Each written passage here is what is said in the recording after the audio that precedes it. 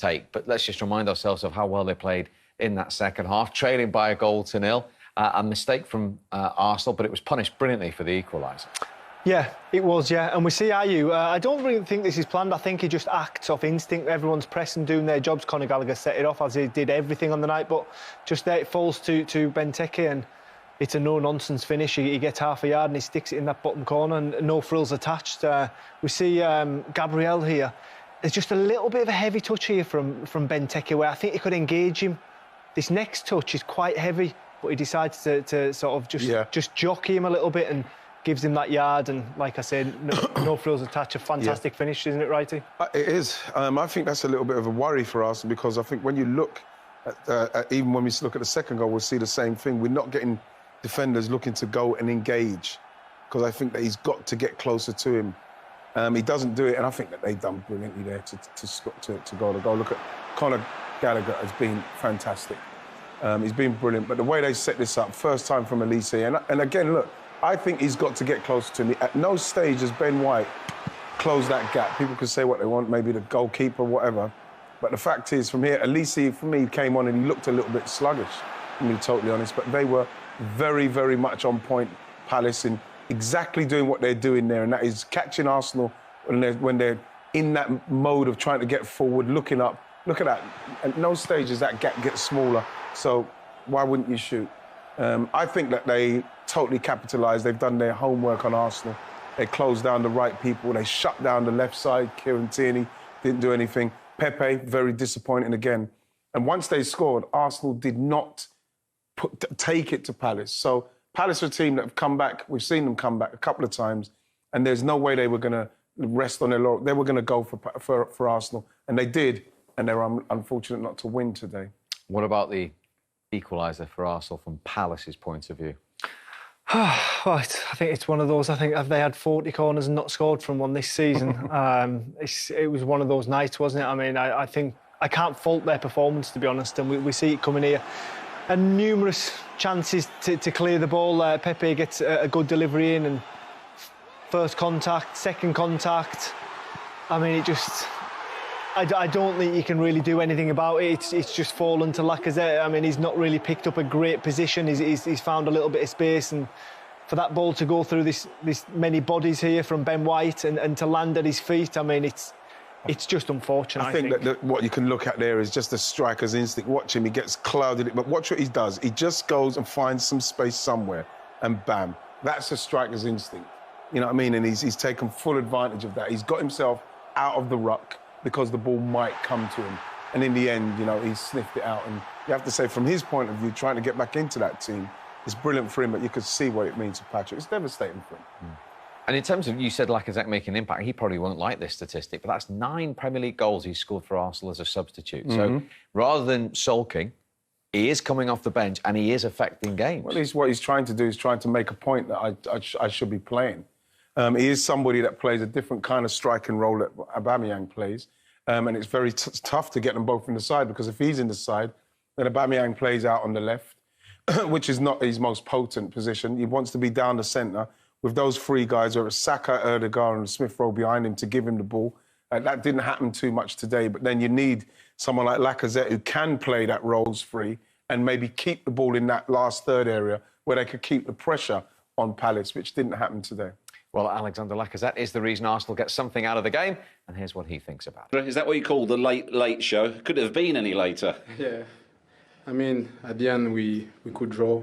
The main thing is to avoid the lose. We wanted to win, obviously. We start well the game, and don't know what's happened in the team. We stopped playing. So I think this is something we need to work for the future, and to hope to come back on top of the league. When it's so late on, what's the feeling? Is it one of elation or relief? The relief as well for me, because it's my first goal in the season.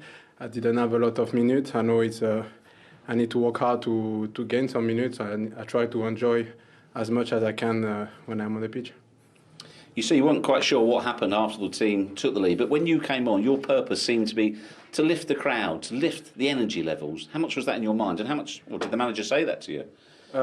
He told us that when we play well, the fans are with us, and obviously for the opponent is harder. So we know we need to always be on 100% to win and to have the crowd with us.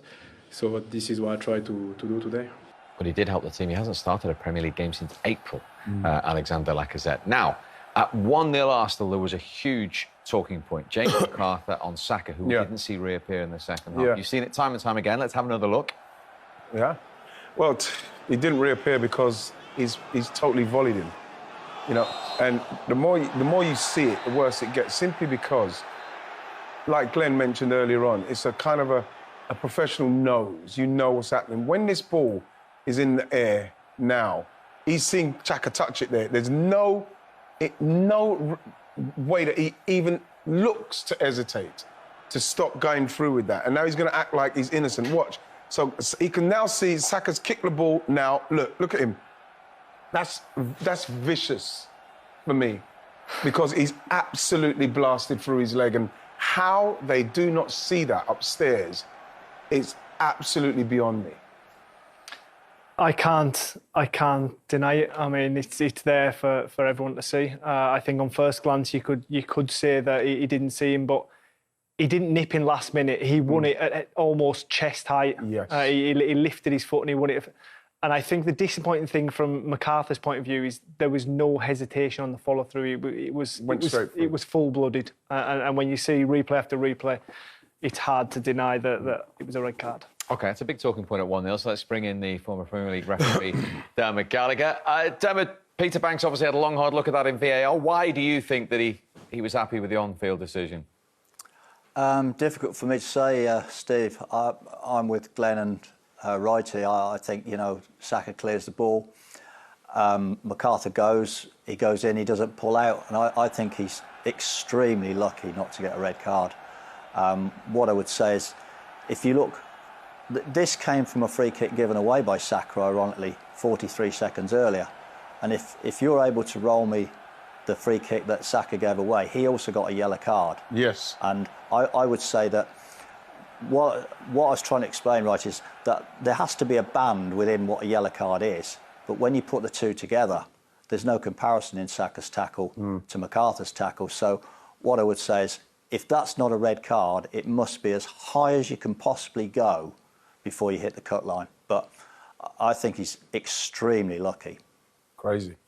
Honestly, that's because that even without VAR, you look at that's a sending off. So was it Peter Scott? Banks. Peter Banks. How he should, like Dermot always has to come and then, has to try and justify their mistakes. But why isn't Peter Scott here telling us why that is not a red card? Why is it try and protect him? No, he should be here telling us why that is not a sending off. I think we know they're not allowed to do that. But I think me and Wright can see that as quickly as they see it, and we see 2-3 times, and it's like it's a red card. You've got to be able to see. Yeah, like when we were talking, we saw that when Saka kicks the ball, you think, you pull out. You naturally pull out. He actually went even more forceful. It's almost like he's done exactly what he wanted to do. Saka doesn't come out for the second half because he's injured, and I think he probably would struggle to play on Friday. Look at that. No intention to pull out. Referee's in the picture, isn't he? Unbelievable. Referee's right there. I think if he makes contact with him, but there's an effort to withdraw that force, then it's a yellow. God, but there's no. I mean, it's a forceful challenge when he's won it a second or more earlier. Whether that was a straight red, which you all three think so, Dermot. 4 minutes earlier, McArthur on Emile Smith-Rowe. Could this have been a yellow? Could he have been on a yellow anyway? Quite easily. But what you would say, Steve, you've got to be fair to the referee. If he's already on a yellow card and he commits this tackle, you go, well, yeah, he's lucky not to get a second yellow card. But he didn't get a yellow card for this. So the second one that he decided was a yellow card, you can't suddenly say, well, that would have been a red, because it doesn't follow that pattern. It's got to be the other way round. So in fairness to Mike Dean, I would say, yeah, possibly a yellow card there. A lot of people say yellow card. But you can't say he would have had a second yellow card and gone off. I'm a bit confused with that one, because that just looks like a foul to me. And that's what I said, Wright. You know, possibly. And I don't think everybody will sit in the same camp as that, Wright. There's no doubt about that. I think the nature of the game is it's very subjective. You know that. I mean, we've both been on the field together and we see things differently. That's how it is. We, you know, now that we've retired, we still see things differently. We see lots of things we agree on. There's no doubt about that. But the nature of the beast says that, you know, one's going to think one's going to think another. So I say possibly a yellow card. But even if he'd got having not got a yellow card, you can't say that he would have been sent off, because in his mind will be, would he have made that challenge on Saka then? I don't know what to say about that, Derm. I did say there's times we disagree, right? We did, yeah. Does he disagree a little less forcefully now he's not playing? Dermot was always fun cool. on the pitch and he's fun off the pitch. No, Dermot was always cool with me, as long as I weren't waving my arms about. That's all Dermot. Don't wave your arms at me, Righty. Just, you know, say what you want, don't wave your arms. But like I said, I feel sorry for Dermot. He's the one who has to come in and clear up the mess.